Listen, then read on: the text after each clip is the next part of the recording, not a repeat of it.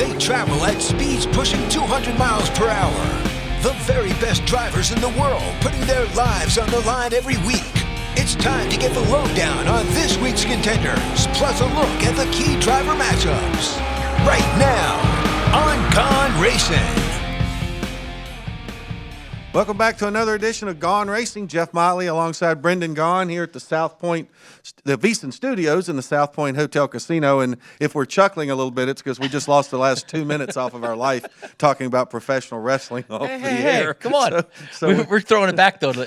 I couldn't name people now, but we can still name the old Sergeant Slaughter, Ricky Steamboat. Blackjack Mulligan in the old days. So somebody went to a wrestling match the other night. He might be sitting behind the glass right now, and so we're just shaking our head at him right now. So, but anyway, and we're going from wrestling now to racing, right? So it's time to talk a little bit of racing. This past weekend, Tyler Reddick finally got off the schneid, got his first win, and he beat a very dominant Chase Elliott, a guy who knew a little something about a lot of runner-up finishes before he finally got the win.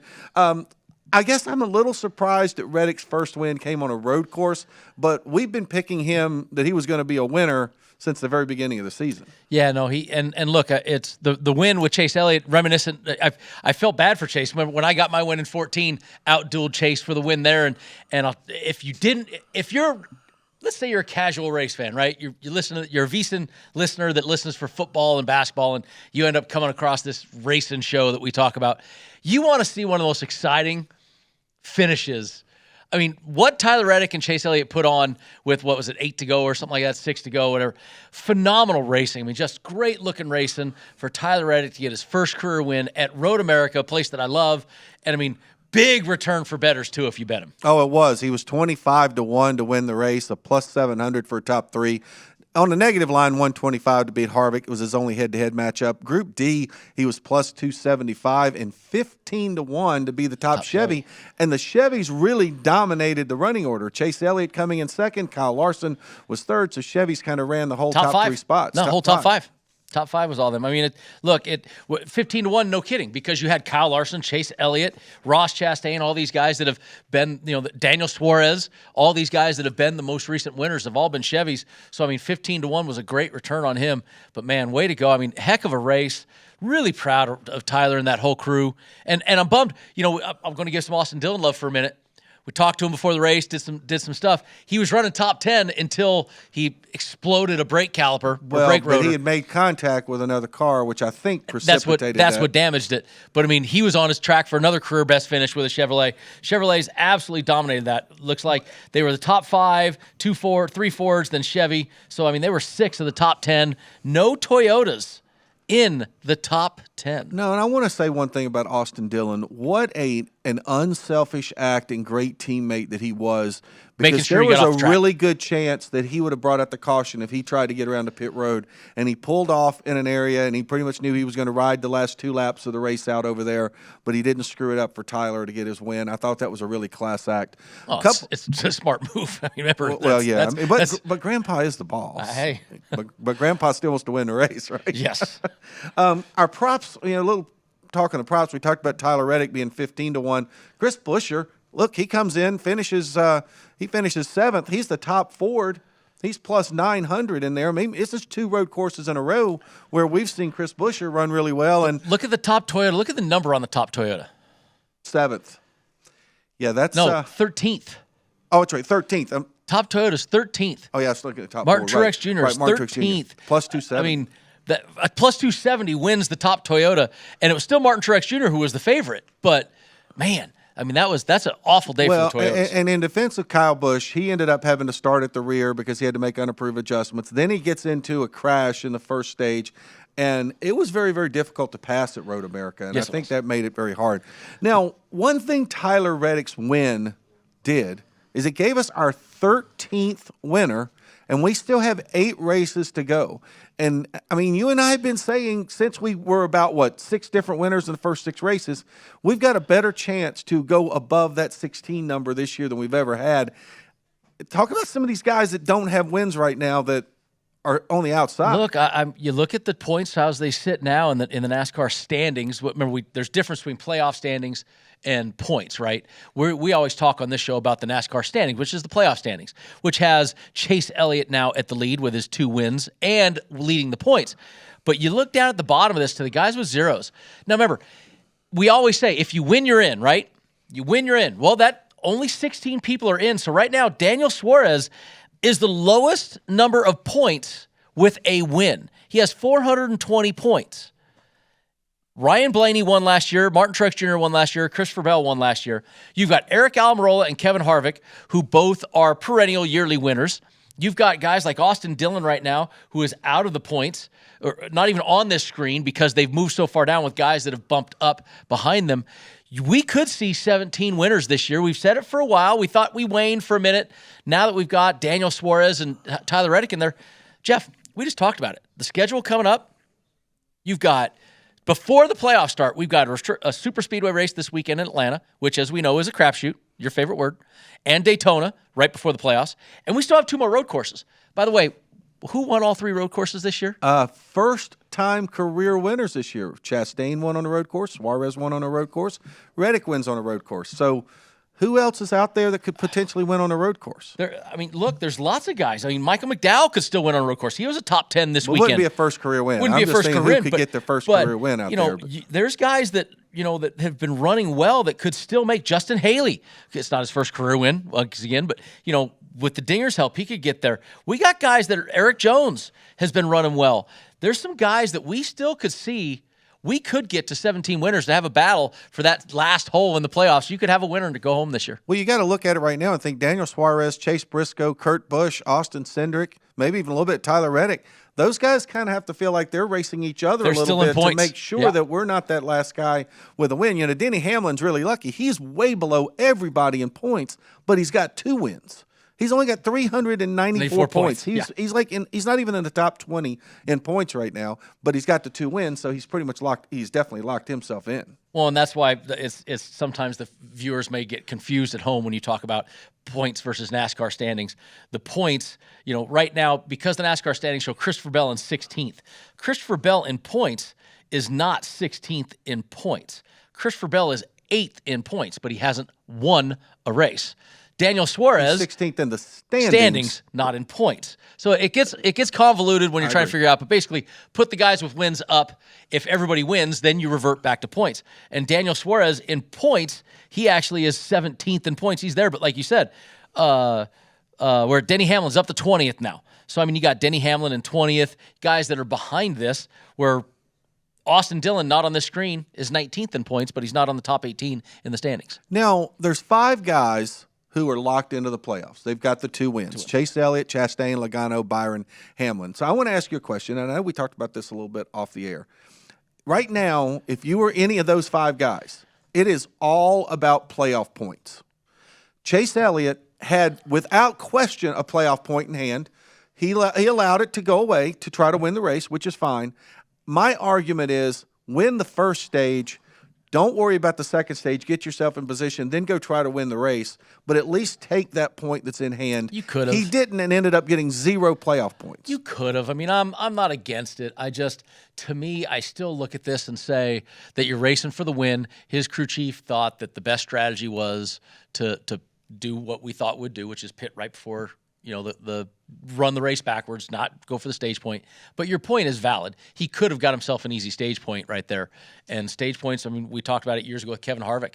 That's what saved him one of the years, and that's what hurt him the next year when he had no points and didn't make the next round of the playoffs. So, it very easily he could have done it. And I agree that you got to sacrifice the second stage, but I think he could have won the first stage and still been in the same position to have won the race by the third stage, because he would have had a long time to make up a lot of positions. And we know he would have made up a bunch under green in the second stage, could have used a little pit strategy. Look, it's great to be, the armchair quarterback and to go back always and easy to sit here and do it. Drive in the rearview mirror kind of thing. So, but, it's something like you got the 1 in the hand, the 2 in the bush.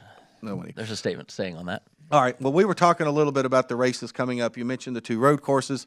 You also mentioned the 2 super speedways. In addition to this week in Atlanta, we've also got 3 tracks that we've raced on for a number of years, somewhat, I would call at least two of them very conventional racetracks. After Atlanta, we're going to Loudon, New Hampshire, the Magic Mile there. Then we make our only stop of the year in Pocono. We've been racing twice a year there probably since the early 70s. So only one race at Pocono, which you and I kind of like to describe it as it's an oval and a road course because you can pit it like a road course. Then we talked about the road course in Indianapolis before we go to Michigan, another track we used to race twice at a lot. There's only going to be one stop at Michigan. So we talk about diversity in the schedule, super speedway, mile track, a triangle that I don't know how to describe, another road course, and a 2-mile. Tricky triangle. The tricky triangle. What's funny is every time we put up the upcoming schedule, we say, man, how diverse the schedule is. Every week we see how diverse it is. I mean, it's pretty amazing when you look at the tracks we've gone to. But this is going to be fun. And I still, like you said, there's weird things have happened at Pocono to get a new winner. Michigan lends itself to fuel mileage races, which gives itself, a chance to get a random winner. I think we're going to get 17. Well, and even before the playoffs are over, we're going to see that diversity because it's not on list here because we've only got 5. But the other 3 races, you talked about the road course at Watkins Glen. We've also got Richmond in there, a 3/4-mile track, which did not lend itself as good to the next-gen car in the first race. We'll see what kind of improvements they've made. They've done some testing there. And then, as you talked about, we go to Daytona. So the diversity we're going to see over these entire next 8 races before the playoffs is pretty remarkable. Yep, we've got a really good run going here where the fans are getting what they want. And like you mentioned it, first track that we go back a second time to with this car, Richmond, very boring.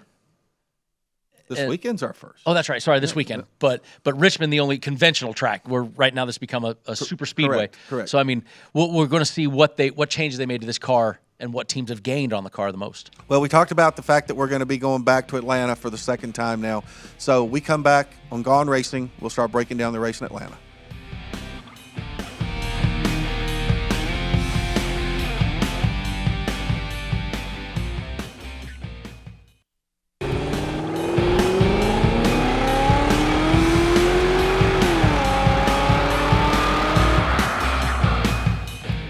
Welcome back to Gone Racing. Jeff Motley alongside Brendan Gaughan. And this week we're breaking down the first revisit to a track with the next-gen car. We're heading to Atlanta Motor Speedway this weekend for the Quaker State 400. William Byron was last year's winner. He was 15-1 to win, a plus March. 400 for a top 3. What? Last March. What did I say? Last year. Last year? Yeah, last March. Yeah, earlier this year, exactly. Basically, the first race they had at Atlanta that was a super speedway style race is why we're putting so much emphasis on the last race here, because it was a different race Atlanta ever had. Different track with a different car. So we're finally getting a little bit of some data points to look off of. Ross Chastain kind of burst on the scene there, a plus 700. Kurt Busch, third place, plus 550, did not finish third in the race, was credited with third because, remember, Christopher Bell finished third, was penalized for passing below the line, and ended up having to go to the rear of the field there. But other guys have some different names that we saw on the board in that first race. Daniel Suarez was fourth. Corey LaJoie, probably best career finish, a fifth. Then we had Elliott, Buscher, Truex, Logano, Bowman. Not really shocks there. Maybe a good run for Buscher. But Atlanta definitely kind of raised its head and said this could be a wild affair. And another guy that's not on that top 10 right there who ran really, really well all day long was Bubba Wallace. And we know how good he's been on the super speedways. Yeah, this week I have my stats pulled up to show us up against the super speedway races instead of the old Atlanta stats. So that's why I've got pulled those up. And there's going to be some numbers here when we talk odds to win in top 3 that if this plays out like it did the first time, we could have some pretty spectacular numbers. And we're guaranteed a double-digit winner this week. Yeah, we absolutely are. So let's get into the odds to win. Our favorites, Ross Chastain, Ryan Blaney, and Chase Elliott, all at 10-1. Then throw a huge blanket over the 12-1s. William Byron, Kyle Busch, Joey Logano, Denny Hamlin, Kyle Larson, and Bubba Wallace, all at 12. Tyler Reddick and Daniel Suarez at 15. Martin Truex Jr., Christopher Bell at 20.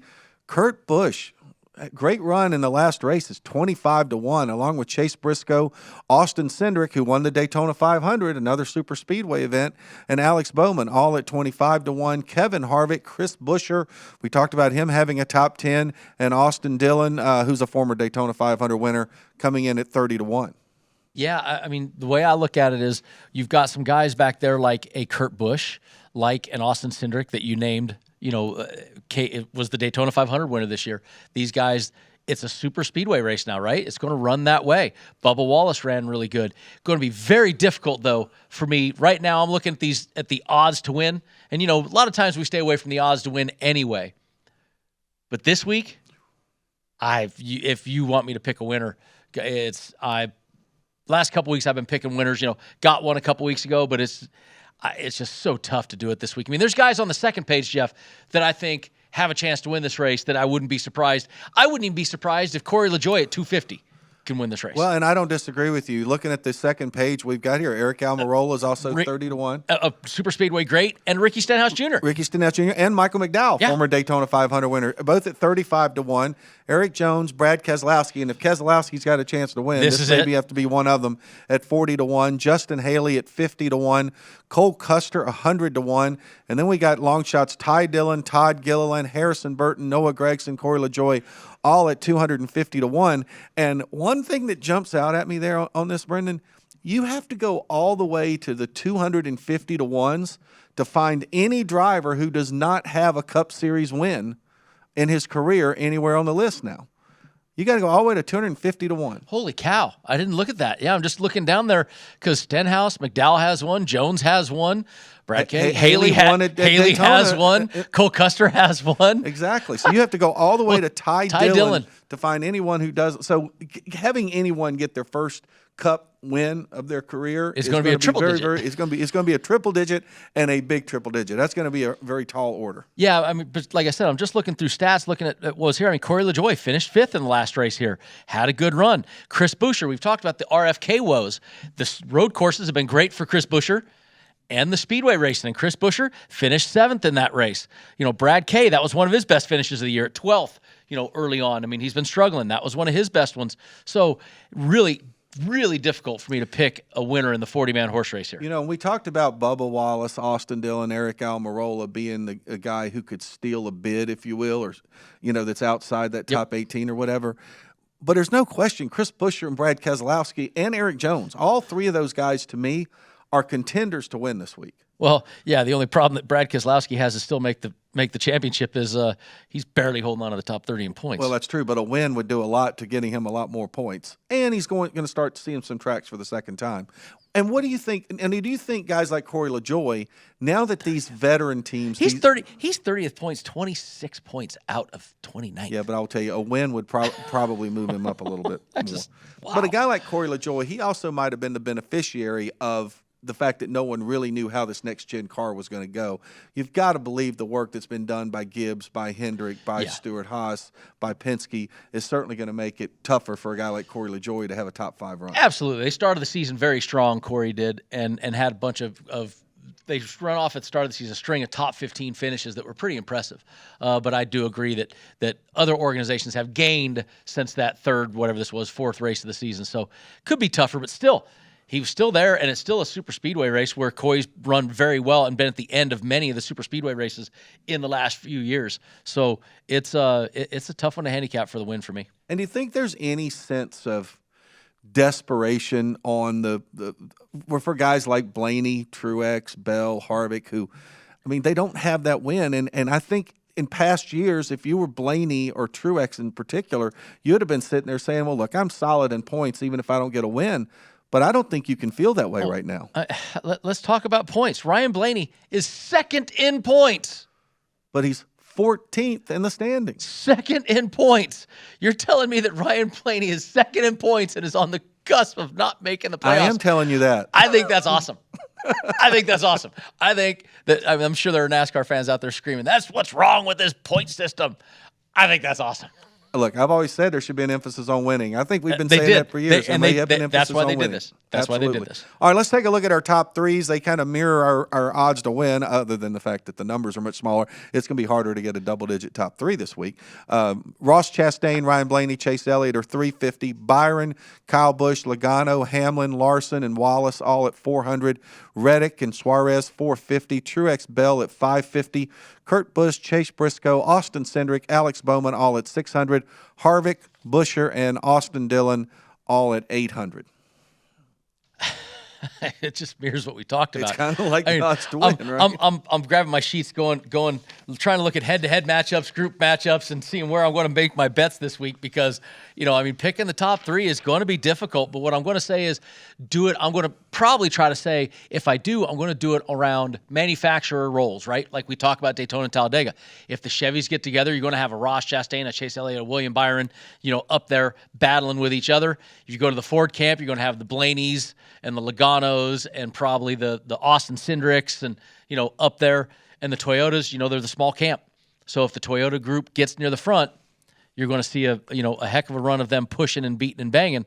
It's tough for me to pick top threes and wins, man. I'm going to wait till we get to the groups and head-to-heads and have to heavy load those. Well, and one thing about the manufacturers running together, we've tended to have some of these late cautions in some of these races, and with the double file restart, tough to get them all back. It's hard to get them back together. Strange bedfellows get made at the end of these races. That was why I always used to joke when I was there. You wanted me because the Chevy guys wouldn't want me to work with them. So who do you want? I could be anybody's friend. I'm a free agent at the end of the race, and that's one of those things. You get a Corey LaJoie in there at the end of that race. He don't care what it is. Corey wants to go push himself to the win. So it makes this thing where there's crapshoot all around. Well, and early and in the middle part of the race, if you've got two manufacturers side by side, whoever's in the lead is probably going to take the outside. The inside guy's going to let him come down. But if it's a green, white checkered, or there's less than 5 laps to go, you don't have teammates really then, right? Well, no, you do. But the problem is if I'm the guy, if I got two teammates. Tell Joey Logano and Brad Keselowski that in their Penske But if I got two guys side by side that are teammates, and I know they're going to pull the let the guy slide down, if I'm the guy in third, I push the guy in first. I'm like, I ain't letting you do this. We're going to keep digging. It becomes where you have to play offensive defense from the second row. So it gets tough, man. It's the top threes are going to be difficult. The wins are going to be difficult. I think when we get to the next section, I'm going to worry more about what we Well, let's take a look at our long shot top threes here too. Eric Almirola's coming in at plus 800. Stenhouse, McDowell, Jones, Keselowski at 10. Haley's 12. Custer 15. Harrison Burton, LaJoie 25. Gilliland, Ty Dillon, Gregson all at 50-1.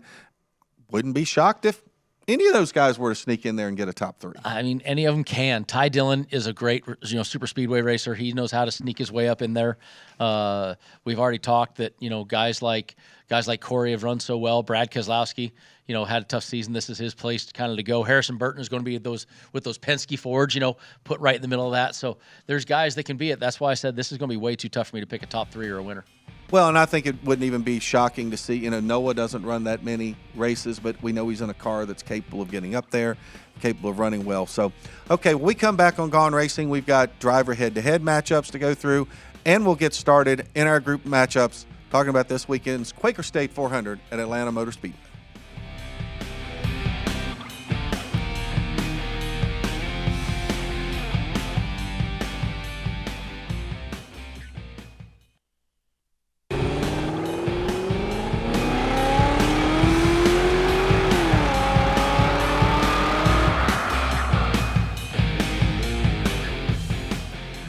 Want to rewatch any part of today's show or any past show? Check out the Gone Racing podcast. It's free and available now at VSiN.com/podcasts or wherever you get your podcasts.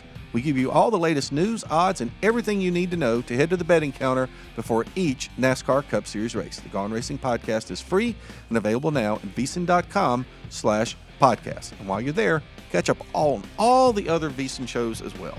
Jeff Motley, Brendan Gaughan, breaking down the Quaker State 400 at Atlanta Motor Speedway this weekend. It's our first trip to a track for the second time with the new next-gen car. And we're going to get right into our driver head-to-head matchups. We don't really go through these individually. Looking at some of them, we don't have any huge disparities. Probably the biggest one on the board, which is interesting that it's even up there. Michael McDowell, a plus 125 against Bubba Wallace's minus 145. But I will tell you I like that. That's the most random one we've ever had. I like that one. It is definitely random. But the one, and look, it's not a big return, but the one that kind of jumps out at me because I kind of shake my head a little bit. Austin Cindric coming in at a plus 105 to Christopher Bell's minus 130. Austin Cindric, the Daytona 500 winner. We know Bell ran well at Atlanta, got penalized on the last lap. But that one is probably the one to me that I say, Well, I mean, look, Cindric did not run well there that day, and other than the Daytona win, he kind of had faded since then. So it is that is kind of, to me, should be backwards, especially with as well as Christopher Bell's been running lately. So I think that's a good one to jump on. Is I take the C Bell at minus 130 because I think that's a I think he should be minus 200 if you want the truth. But, even though Austin Cindric is the Daytona 500 winner, one I'm looking at right off the start is just Daniel Suarez, even money versus Kyle Busch minus 120. Kyle Busch absolutely hates super speedway racing. And the trend continued at Atlanta where he got into a wreck and he got out saying this was the dumbest race, ever. He doesn't like it. He doesn't care. He doesn't want to be at this track. So Daniel Suarez, who came in top 5 that race, finished 4th with stage points in each stage. I like the even money bet. One other driver head-to-head I kind of find a little bit curious up there. Ricky Stenhouse Jr. getting a plus 105 against Chase Briscoe's minus 125. Stenhouse, I mean, look, the guy's been fairly consistent on everything except maybe the road courses, although he did win me some money last week. But Stenhouse has proven on these big super speedways that he's actually pretty good out there. Yeah, he always has been. We always joke that he's either going to wreck the whole field or he's going to finish well, and that's what we always joked with Stenhouse. That was Brendan who said that. Hey, Make sure listen, distinguish the voices. It's all he knows it. It's okay, but Chase Briscoe is a very good restrictor plate super speedway racer. So I think that's where it's going on that end. But I do like that. I do like Austin Dillon plus 105 to Kurt Busch's minus 125. Kurt also kind of doesn't really care for this type of racing anymore. He's past that age of, he finished well here. Like you said, he finished 3rd, but I think he would just happen to be in the right place at the right time and kind of stayed where he was to get that finish. If he ain't there, he don't really want to be playing in the pack. No, and Kurt's one of those guys, though, who I think he understands the draft. He knows how the draft works. And I think that that serves him well late in races as long as he is around to see the finish. Yes. You don't see Kurt finish 15th on these tracks very often. He's top first 5 to 5th or out of the top 30th. 25. Yes. Exactly. So Kurt if he's in it late, look out. He'll be there. He'll be a contender. All right, let's move over into our groups. And now, keep in mind, this is going to be very similar to what we've seen in past years at Daytona and Talladega. We're not seeing guys that are plus 225s. We're not seeing guys that are plus 350s. We're going to see everybody kind of packed together. We'll start out right in our Group A. Chase Elliott, Ross Chastain, and our race winner from the spring, William Byron, all at plus 270. Ryan Blaney, a guy who had great success on the old Atlanta, at plus 275. Boy, to me, that's a tough group right there. What I see is 3 Chevys and 1 Ford. So in my world, you can bet, you can go on the manufacturer roll there and say Ryan Blaney's the lone Ford. If the Fords can get teamed up at the front of that pack and have that run, you got Ryan Blaney at 275.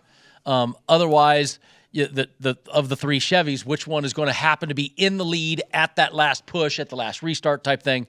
So to me, bet Blaney only because you've got the lone Ford in the group. You don't have to differentiate between the 3 Chevrolets, which will be working together and, being frenemies until that last lap. And I think we saw back in March, that was really the kind of situation we got. Byron was the Chevy that was out front on the last restart.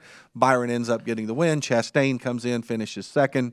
And this is a big race always for Chase Elliott. This is his hometown track. It's actually a track that's not Martin Truex Jr.'s hometown track. It's Chase Elliott's. You sure? I don't believe so. A little far south for Martin. And Logano likes to claim it a little bit, too, because, he actually spent his high school days down in Georgia and raced the Legends cars on the oval there at Atlanta Motor Speedway when he was in high school. Like but this is definitely Chase Elliott's home racetrack, so a little bit more pressure on him there. Now let's take a look at the name in Group B. Group B. Bubba Wallace is the favorite, and again, we know how well Bubba runs on these type tracks. He comes in at plus 260. Then you've got Kyle Busch, Kyle Larson, and Joey Logano all coming in at plus 275. Brendan, how I like to say, and there's always a group where I can make a case why every guy can win it and every guy can lose it. There it is. Right here is every guy can win it, every guy can lose it. And the problem I have with this one is I've got 2 Toyotas, 1 Chevy, and 1 Ford. So I can't do like I did in Group A where I said, hey, go with Blaney because if the Fords, get the last push, okay. If the Chevys get the wreck out. So, here I've got an equally balanced 2-1-1. So where do you go? Bubba Wallace's runs great, but talking Bubba Wallace normally every week, Group F, and here he is in Group B this week, which is rather amusing. The only one I could make a case not for would be Kyle Busch. I've already made that case. Kyle finished 30-something last time, got in a wreck. If you go back to the last 10 super speedway races, he's 17th best point getter, one top 5 in the last 10 super speedway races. Kyle Busch hates this stuff. So to me, you got a Toyota, a Ford, and a Chevrolet. I couldn't differentiate between this one. The one thing I will say in this group is you're going to get a chance to get Kyle Larson at a plus 275 in Group B. That's one that's kind of hard to turn away from a little bit because, look, like you said, Kyle Busch, he does not embrace this type of racing. Logano and Bubba embrace this kind of racing. Kyle Larson, I think he tolerates this kind of racing. Bubba Wallace, second best point getter, last 10 super speedway races. 4 top 10s, a win in 10 races. Kyle Larson, hold on, let me wait for me. Hold on, wait. That Georgetown math is coming in. No, I'm just scrolling down the screen. That's how far you have to go to that's find how far him. you have to go to find him. He's 24th best point getter. So I mean, Larson does not like this racing. Well, I won't be picking him anyway. I won't pick either one. All right, let's move on to our Group C. Denny Hamlin, who has been one of the top super speedway racers in the sport, comes in as our favorite at plus 260. Last week's winner, Tyler Reddick, at plus 270, along with Christopher Bell. We talked about how well he ran at this race in Atlanta early in the spring, even though he was disqualified or was penalized. And then Daniel Suarez, who had a top 5 here the spring at plus 285 is the long shot. This is a group where this is the group I can make the case for dang near all of them. To me, Denny Hamlin, of course, is the perennial one of the best super speed racers in business. Tyler Reddick, momentum, also has run well at the super speedways, especially as of late, has run a lot better the last few of them. Christopher Bell ran so well here, run well in Daytona, and then Suarez with, he's had a great race here before. This one is the toughest one for me to do, and the same thing you got here, 2 Toyotas and 2 Chevrolets. Tough for me to differentiate this group. I think if there's one thing that sticks out to me, and maybe it's a little bit like I talked about Group B, but Group C even more so, Denny Hamlin. At 260. At 260 in a Group C. And look, I know all 3 of those other guys could win the race and would not be shocked if anybody in this group won the race. But I think if you get an opportunity to bet Denny Hamlin in a Group C at a plus 260, that one is a little bit harder, I think, for me to leave on the board. Tough to pass up. I don't disagree. Let's take a look over at our Group D. Our favorite there is Kurt Busch at plus 255. Alex Bowman is plus 265. Martin Truex Jr. at 275. And Chase Briscoe, who will be probably the biggest long shot we will see in a group all day, coming in at plus 295. Yeah, I'm just trying to find Alex Bowman. 4 top 10s in the last 10 super speedway races. Not terrible. Finished 10th in this last race. Got a 7th in this race earlier. Got a 7th.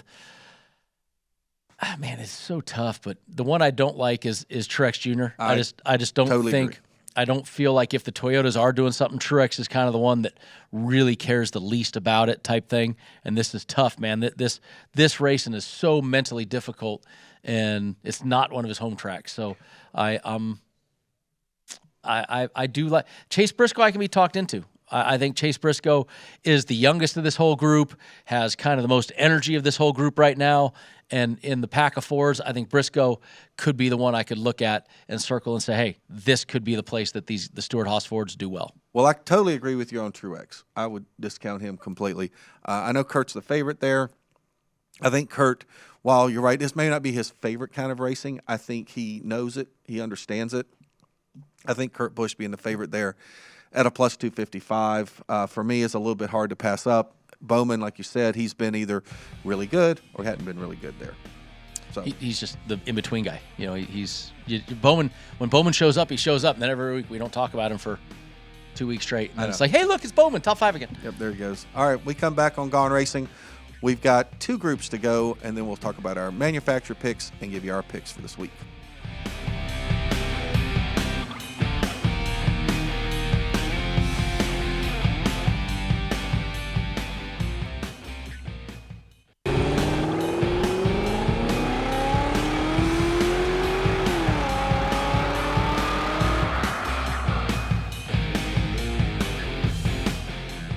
Welcome back to our final segment of Gone Racing this week, talking about the it's just a good thing, folks, that our off-the-air conversations do not make it on the air sometimes.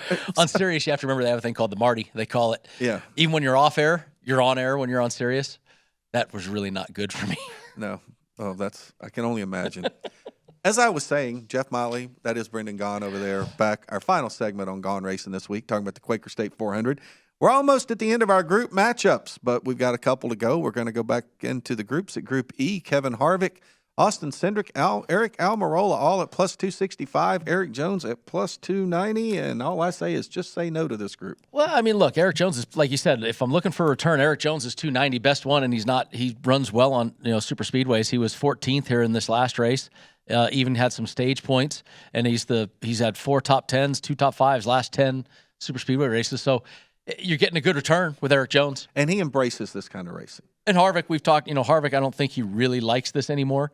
He's got 6 top 10s, though, in the last 10 races. So I say that. Then you got the Daytona 500 winner, Almirola, who's always runs good at these places. So every one of them, but Eric Jones is the best return. I can make an argument for him. Yeah, guys like Harvick hate it until they actually fire the engine and get the helmet put on, and then it's a race. So, all right, Group F, Brad Keselowski, Austin Dillon, both at plus 265. Chris Buescher is plus 275. Ricky Stenhouse Jr., plus 280. I'm sorry, Chris, but we named this group the Chris Buescher Group years ago, with our guy Ron Flatter, and Buescher back in Group F, and he has been top 10 in every week lately. He came off top 10 in this last race here. I got to jump on the Buescher bandwagon again, man. I'm jumping back on him. I've already got it circled. No in-depth analysis from me. I agree. Me too. I'm with you. I like Buescher too. All right, we got our manufacturer props also this week. Take a look at those. In our top Chevy, Chase Elliott, Ross Chastain are the favorites, plus 550. The March winner, William Byron, along with Kyle Larson, plus 650. Tyler Reddick and Daniel Suarez, 750. Bowman is 10-1. Austin Dillon is 14. That guy, Eric Jones, just talking about him at 18, along with Stenhouse. Justin Haley is 25. Noah Gragson, Tyler Dillon, Coy LaJoie, 80-1. And Josh Bilicki won't finish as a top Chevy. No. I have a theory, which is what we were laughing on off air about, which when we get to the next prop, I may do something. But here's the thing. We've already said how the returns are very small in a lot of the group matchups, right? And we've said it's a little bit of a struggle trying to pick some of these guys. Well, guess what? I have 5 units to bet. If I bet Chase Elliott to Tyler Reddick, I'm guaranteed at least a 0.5 as return. long as Alex Bowman or Eric Jones. I shouldn't say guaranteed. What I mean is I'm taking myself a 5-man horse race, hoping that Suarez and below don't do willing to settle for 50 cents. Hey, I mean, listen, this is a tough race. It's a crapshoot. It's a crapshoot. Where is Karina to keep our count of crapshoots today? Because Atlanta's gone super speedway, there's a lot more crapshoots to be said this year, too. I'm just saying. I've already doubled it down in this race. All right. Let's take a look at our top Fords on the board.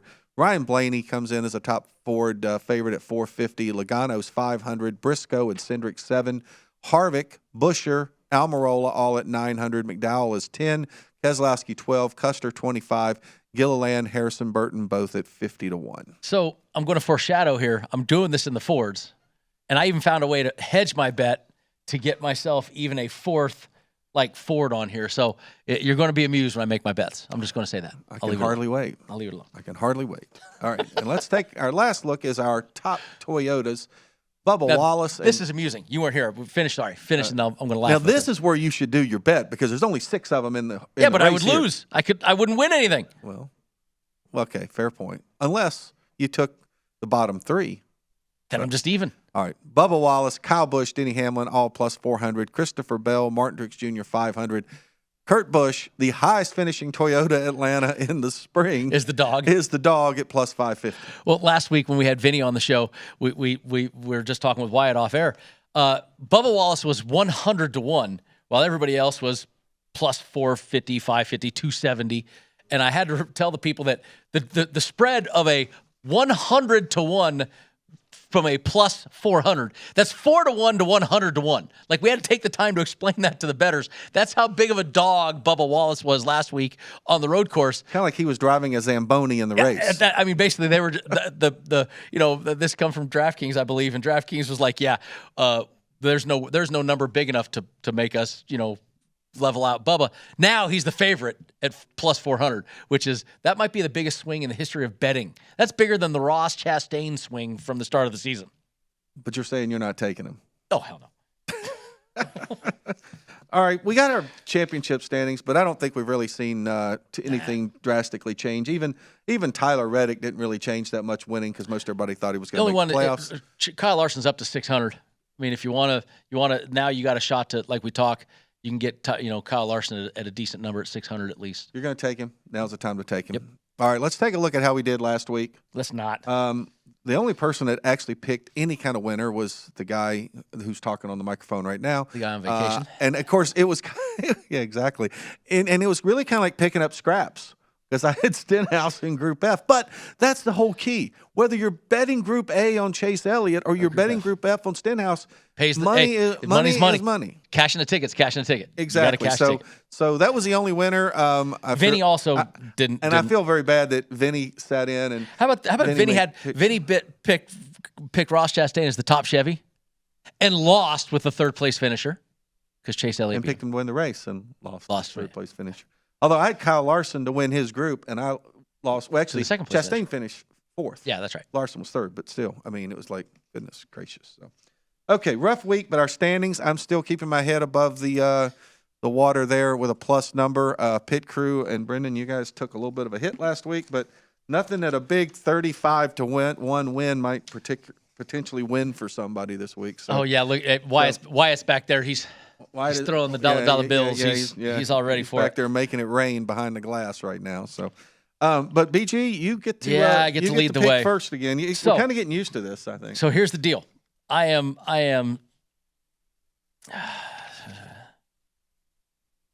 Is this awkward on-air silence? Yeah, this is the pregnant pause right there. It's just so. Here's what I'm doing. I'm starting in the groups, and I'm going Group A with Ryan Blaney.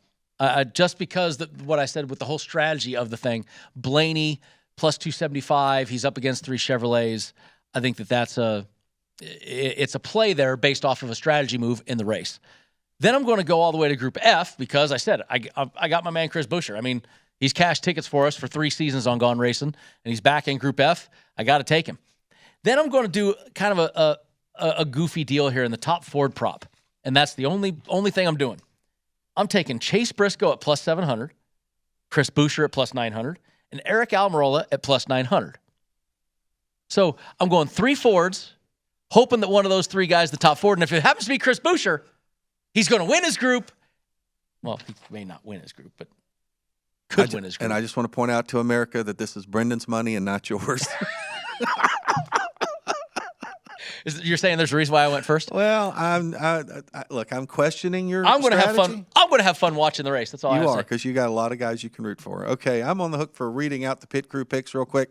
I said they go in 35-1 on a winner. They're going with Ricky Stenhouse, 35-1 to win the race. They got one group pick. They're going Eric Almirola at plus 265. And they have gone into all 3 of our manufacturer props. William Byron at plus 650 to be the top Chevy. Ryan Blaney at plus 450 to be the top Ford. And Kurt Busch, the long shot, at plus 550 to be the top Toyota. And then I will get to my picks where I agree with you guys on some stuff and don't agree on some stuff. So I'm going to go in Group C, take Denny Hamlin, who is the favorite there. I like Denny Hamlin there. I'm going Kurt Busch in Group D. And then, Brendan, I am all in with you in Group F with Chris Buescher. I like Chris Buescher, Group F. And then I'm going to go top Chevy. I'm going plus 650 with William Byron, which the pit crew has. And I'm also going to agree with the pit crew on the top Ford. I'm going with Ryan Blaney at plus 450. So, can I call an audible? Sure. Can I go Joey Logano instead of Yes, Eric I Almirola? will make some scribbles on my paper, but if you want Joey Logano. I'm making an audible. I'm going Joey Logano as my other top Ford. Yeah, I'm making an audible. I believe you can make that. On-air audible.